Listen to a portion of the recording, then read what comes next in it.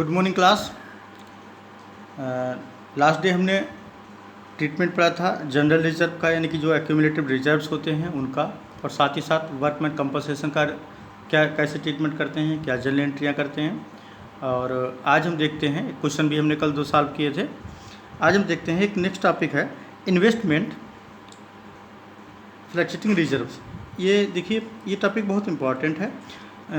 कई बार बच्चे कंफ्यूज हो जाते हैं कि कभी कभी इन्वेस्टमेंट की जो अमाउंट होती है वो कम या ज़्यादा होती रहती है, तो उसको किस तरीके से उसका एडजस्टमेंट करेंगे। अगर क्वेश्चंस के बीच में ये आ जाता है, किस तरीके से उसकी एंट्री करेंगे, कहाँ ट्रांसफ़र करेंगे, तो ऐसी बहुत सारी प्रॉब्लम्स आ जाती हैं। ये छोटे छोटे जो टॉपिक्स हैं, ये जब क्वेश्चंस के बीच में इन्वॉल्व हो जाते हैं तो सारा क्वेश्चन अगर आपको आता भी होता है, उस एक टॉपिक को ना जानने की वजह से आपका जो पूरा का पूरा क्वेश्चन है जो वो रॉन्ग हो जाता है। तो इसको थोड़ा ध्यान से देखेंगे होता क्या है, कैसे क्या। पहले सबसे समझते हैं हम कि इन्वेस्टमेंट फ्लक्चुएटिंग रिजर्व्स होता क्या है। जो भी बिजनेसमैन होते हैं वो क्या करते हैं कि अपना पैसा इन्वेस्ट करते रहते हैं, अपना पैसा कहीं ना कहीं इन्वेस्ट करते हैं। अब फिर उस इन्वेस्टमेंट का मार्केट वैल्यू से हमेशा, मार्केट वैल्यू में जो भी उसका मार्केट के हिसाब से उस इन्वेस्टमेंट का जो भी प्राइस होता है उससे हमेशा उसका कंपेयर होता रहता है। अब कभी मार्केट में हमारे इन्वेस्टमेंट की वैल्यू ना गिरे, कम ना हो या कम हो, इसलिए पहले से हम क्या करते हैं, उसको इक्वल रखने के लिए पहले से ही इन्वेस्टमेंट फ्लक्चुएटिंग रिजर्व के नाम से एक अकाउंट ओपन करते हैं, और उसमें ये सारा का सारा जो पैसा होता है, जो भी एक रिजर्व क्रिएट कर लेते हैं जिसको प्रॉफिट में से, आउट ऑफ प्रॉफिट में से हम लोग ट्रांसफ़र करते रहते हैं।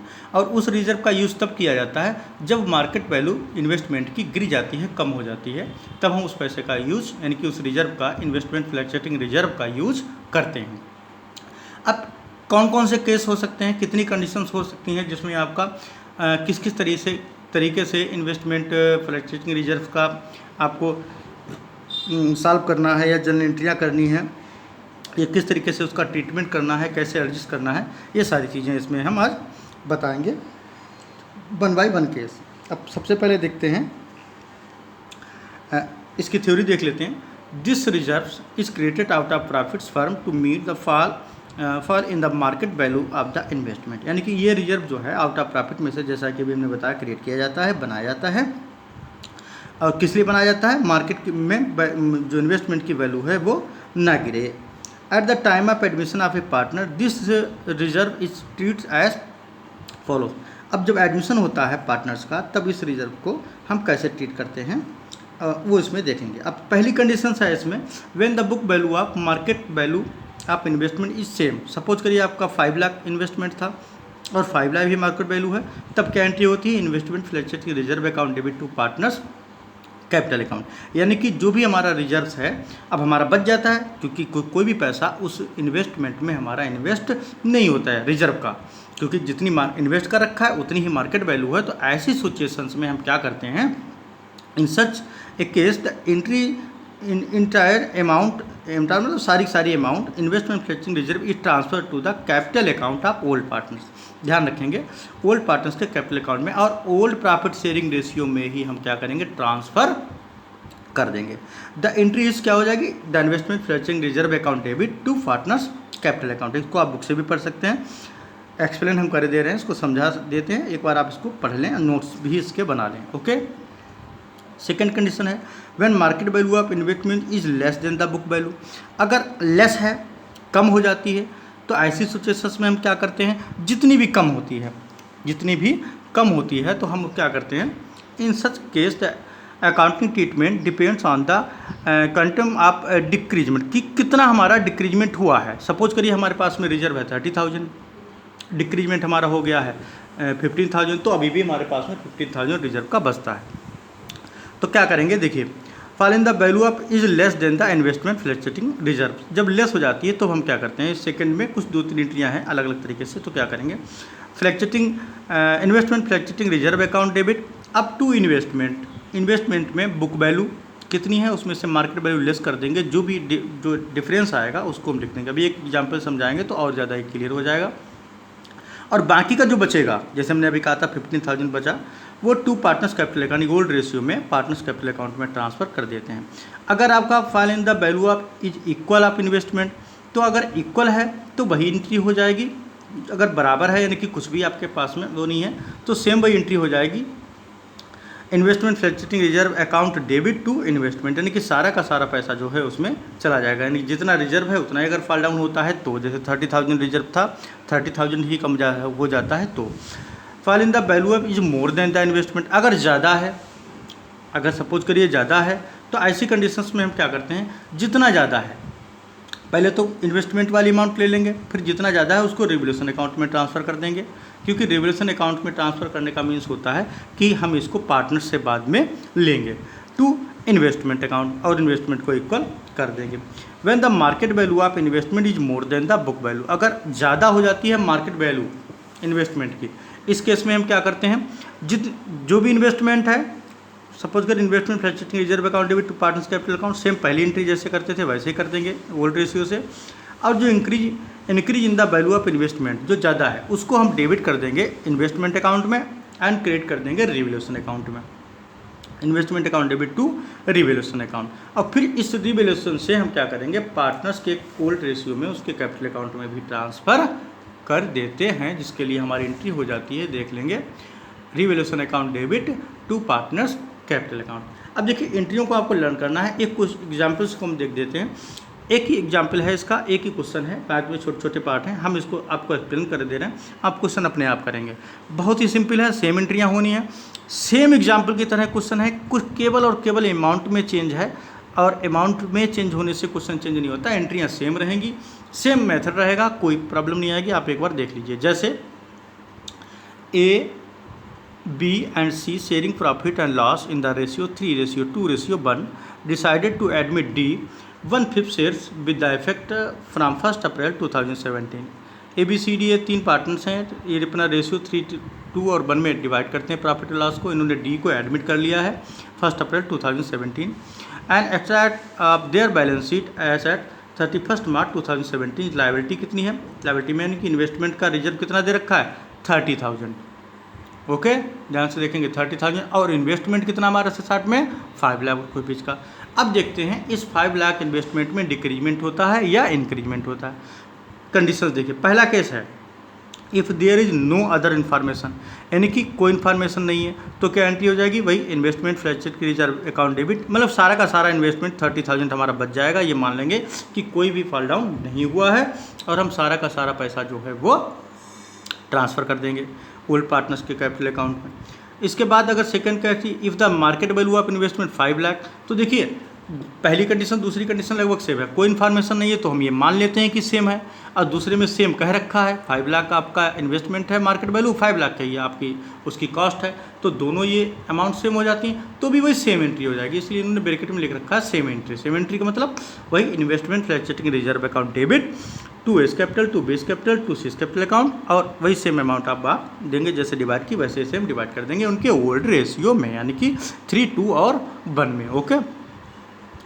फिर देखिए नेक्स्ट कंडीशन क्या रखा है, third condition if the market value of investment is ₹4,82,000। अब देखिए इसको आपको ध्यान से समझना है, कह रहा है कि मार्केट वैल्यू अगर आपकी इन्वेस्टमेंट की कितनी दे रखी है 4,82,000। अब देखिए यहाँ पर मैं इसको थोड़ा सा बता देता हूँ कि सपोज करिए इसकी मार्केट वैल्यू आपकी दे रखी है, देखिए ध्यान से, मार्केट वैल्यू आपकी कितनी दे रखी है 4,82,000।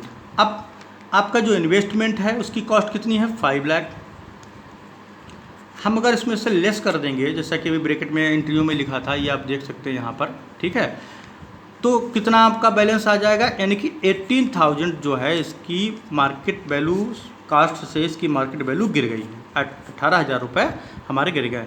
तो हमारे पास में इन्वेस्टमेंट कितने का भी है 30,000 का है, ये तो आपको मालूम ही है, तो इसमें से हम क्या करेंगे 18,000 निकाल लेंगे इक्वल करने के लिए इसको इन्वेस्टमेंट को, अगर हम इसमें 18,000 ऐड कर दें तो इसके सेम हो जाएगा, और जो 12,000 हमारा बचता है इसको क्या करेंगे ओल्ड पार्टनर्स अपने कैपिटल रेशियो में बांट लेंगे, क्योंकि जो भी सरप्लस बचेगा वो ओल्ड पार्टनर्स का ही होगा। अब देख लीजिए इसको एक बार, क्या करेंगे, investment fluctuating reserve account debit 30,000 rupees था हमारे पास में, इसमें तो कोई प्रॉब्लम है नहीं। फिर टू इन्वेस्टमेंट अकाउंट यानी कि 18,000 हमने इसमें इन्वेस्ट कर दिया, इस 30,000 रुपये में से इन्वेस्टमेंट अकाउंट में ट्रांसफ़र कर दिया। बाकी का जो बचा हमारा 12,000, भाई इसको अगर हम ऐड करें तो ये कितना आ जाएगा हमारा 12,000 आ जाएगा। तो 2S capital, 2B's capital, 2C's capital account और 3 to 1 में हम इसको बांट देंगे। Excess investment fluctuating reserve created to partners capital account in their old profit sharing ratio. Excess मतलब जो हमारा 12,000 बचा हुआ है 30,000 में से। ओके, अगर सेम था तो हमने टोटल बांट लिया था यहाँ पे, अगर कुछ यूज हो रहा है 18,000 तो बाकी का जो बचेगा हम उसको इक्वल बांट लेंगे। नेक्स्ट देखते हैं fourth case. If the market value of investment 4,55,000। देखिए इसको समझ लीजिए। अब यहाँ पर क्या है 5 लाख, वही देखिए हमारे इन्वेस्टमेंट कितने का है 5 लाख का है। अब कितना हमारे पास मार्केट वैल्यू कितनी है 4,55,000, तो कितना हमारा डिक्रीजमेंट हुआ है टोटल 45,000। देखिए ध्यान से 45,000, जबकि हमारे पास में इन्वेस्टमेंट कितना है 30,000 है। अभी भी हमको यानी कि हम सारा का सारा अगर इन्वेस्टमेंट का रिजर्व अगर हम इसमें क्रिएट कर देते हैं, इसके बावजूद भी हमें अभी 15,000 रुपीज़ की और ज़्यादा ज़रूरत है। 15,000 रुपये हमें अभी और चाहिए भाई 45,000। तो ये जाहिर सी बात है, जब कुछ एक्सेस बचाता था तब हम ओल्ड पार्टनर्स जितने भी हैं हमारे, वो क्या करते थे, इसको अपने अपने रेशियो में डिवाइड करके अपने अकाउंट में ट्रांसफ़र कर लेते थे, क्रिएट कर लेते थे। अब क्या करेंगे, हम इसको रिवैल्यूएशन अकाउंट में ट्रांसफ़र कर देंगे और बाद में उसको ओल्ड पार्टनर से गेन करेंगे, ले लेंगे। ओके, देखिए कैसे, इंटरेस्ट को देख लीजिए। Investment fluctuating reserve account debit 30,000 ये है, बाकी का जो 15,000 बचा है, ठीक, वो रिवैल्यूएशन अकाउंट से हम लेंगे, डेबिट करेंगे 15,000। तो अब हमारे पास में हो गया 45,000। ओके, और टोटल का टोटल हम टू इन्वेस्टमेंट अकाउंट में ट्रांसफ़र कर देंगे। अब इसमें देखिए कोई भी पार्टनर्स को क्रेडिट नहीं किया गया है क्योंकि कोई एक्सेस पैसा हमारे पास नहीं बचा। टोटल का टोटल जो 30,000 का जो रिजर्व था हमारा, वो टोटल यूज हो गया, प्लस हमें और एक्स्ट्रा अमाउंट की ज़रूरत पड़ी, उसको हमने रिवैल्यूएशन अकाउंट से ट्रांसफ़र कर लिया, डेबिट कर लिया। अब टोटल पैसा हमारे पास उतना ही हो गया जितना हमारा डिक्रीजमेंट हुआ था 45,000। अब इस 15,000 को हम क्या करेंगे, ओल्ड पार्टनर से ले लेंगे। क्या करेंगे, एज कैपिटल अकाउंट जब पार्टनर्स को मिलता था क्रिएट करते थे तब हम, अब पार्टनर से लेना है उल्टा का, तो हम क्या करेंगे, इसको डेबिट कर देंगे। A's capital account debit, B's capital account debit, C's capital account debit to revaluation account. और इसी 15,000 को ओल्ड रेशियो में ही हम यानी कि 3, 2 और 1 में जो है हम डिवाइड करके यहाँ पर ट्रांसफ़र कर लेंगे। ओके, नेक्स्ट देख लीजिए।